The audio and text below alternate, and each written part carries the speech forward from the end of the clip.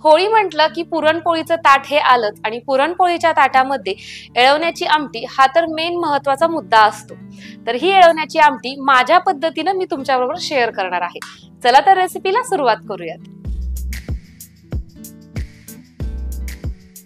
काही जणींच्या मला कमेंट येतात की ताई एळवणी म्हणजे नक्की काय? तर पुरणपोळीसाठी ज्यावेळेस आपण डाळ शिजवतो आणि डाळ शिजवत असताना शिल्लक राहिलेलं जे पाणी आहे ते आपण अशा पद्धतीने सेपरेट करून घेतो आणि याच पाण्याला एळवणी असं म्हटलं जातं। इथं आपण सगळ्यात अगोदर वाटण तयार करतोय।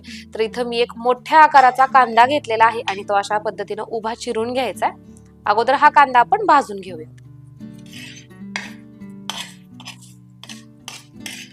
कांदा असा हलका भाजायला लागला की याच्यामध्ये आपण तेल टाकून घ्यायचंय, म्हणजे पटकन तो भाजला जातो।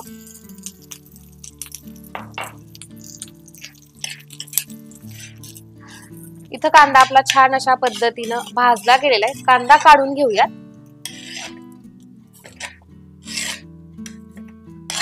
आणि याच तव्यामध्ये आता इथं आपण सुक्क खोबरं घेतलेलं आहे, याच्याऐवजी तुम्ही ओला नारळ वापरला तर ही भाजी छान होते। खोबरं भाजायला लागलं की आपण याच्यामध्ये आलं आणि लसणाच्या पाकळ्या टाकून घेणार आहोत आणि ह्या सुद्धा भाजून घ्यायच्या। आवश्यकता वाटली तर थोडंसं तेल टाकायचं, अर्धा चमचा।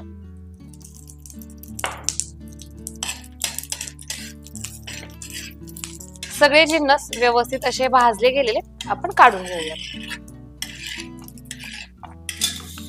आलं, लसूण, खोबरं आणि कांदा हे सगळं आपल्याला थंड करून घ्यायचंय आणि मग नंतर एक मुठभर कोथिंबीर टाकायची, आवश्यकता वाटली तर पाणी टाकायचं आणि एकदम फाईन असं वाटून घ्यायचं। गॅसवरती आपण कढई ठेवलेली आहे आणि कढईमध्ये तेल टाकून घेऊयात। आता आमटीचंच नाव आहे कटाची आमटी म्हटल्यानंतर तेल हे अर्थातच थोडंसं जास्त येतं, पण तरीही जर तुमची इच्छा असेल तर तुम्ही कमी तेल वापरू शकता। तेल गरम झाल्यानंतर याच्यामध्ये आपण टाकणार आहोत थोडंसं जिरं।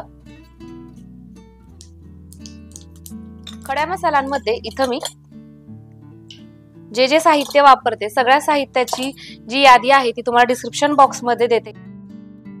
एखादा खडा मसाला जर तुमच्याकडे नसेल तो नाही टाकला तरीही चालतो। कढीपत्ता आणि आता आपण जे वाटण तयार केलं भाजून ते टाकून घेऊया।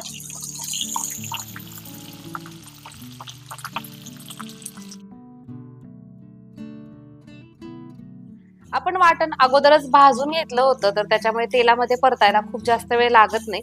आता वाटण व्यवस्थित असं परतलेलं आहे। आपण याच्यामध्ये मसाले टाकून घेऊयात। पावडर मसाले, हळद, बेडगी मिरची पावडर, घरगुती पद्धतीचं काळं तिखट।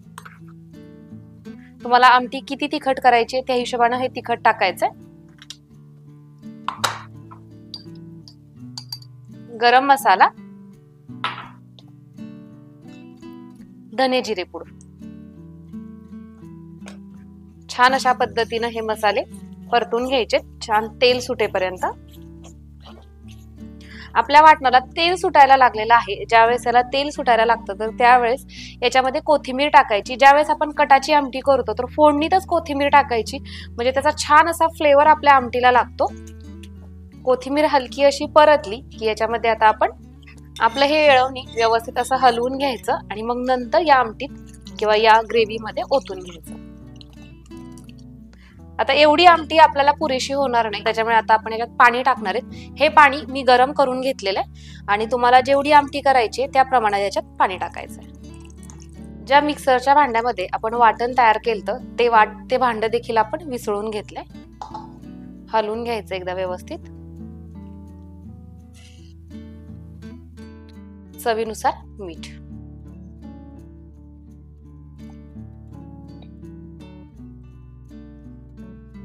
5 ते 7 मिनिट याला खळखळून असं उकळू दिलेलं आहे। आपली कटाची आमटी तयार झाली।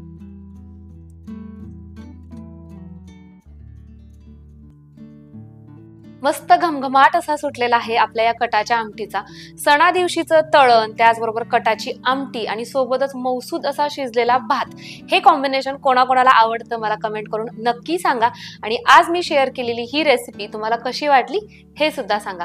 अशाच पद्धतीची छान रेसिपी घेऊन उद्या संध्याकाळी ठीक 9 वाजता आपण भेटूया। तोपर्यंत बाय बाय।